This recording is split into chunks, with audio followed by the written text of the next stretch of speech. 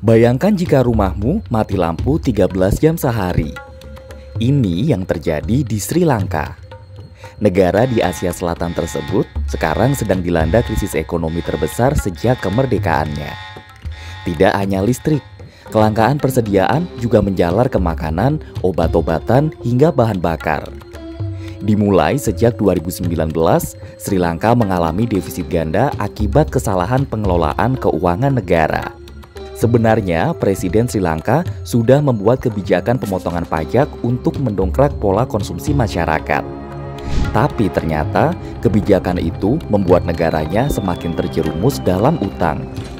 Pandemi pun ikut memperburuk keadaan karena harga barang melonjak dan sektor pariwisata lumpuh total.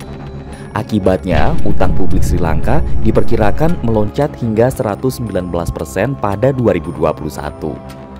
Ada lagi nih, cadangan mata uang asingnya juga dikabarkan anjlok 70% sejak Januari 2020 loh. Krisis ini pun memuncak pada April 2022.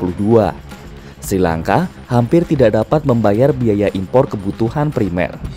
Ditambah lagi harga bahan bakar terus naik akibat perang Rusia-Ukraina. Masyarakat pun paling merasakan imbasnya.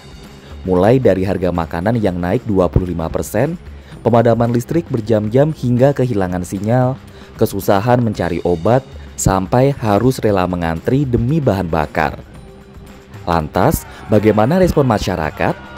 Tentu saja protes. Ribuan penduduk Sri Lanka berunjuk rasa di depan rumah presiden untuk menurunkan seluruh kabinet menteri. Sampai-sampai pemerintah menerapkan jam malam dan menutup akses ke media sosial. Tapi pada akhirnya, seluruh kabinet menteri Sri Lanka pun mengundurkan diri, kecuali presiden dan saudaranya, Perdana Menteri Mahinda Rajapaksa. Lalu, apa strategi Presiden Gotabaya untuk mengatasi krisis ini? Ia meminta bantuan dari negara sekitarnya. Dengan India, Sri Lanka telah meminta utang tambahan senilai $1 miliar untuk mengimpor barang-barang penting dan pembayaran bahan bakar.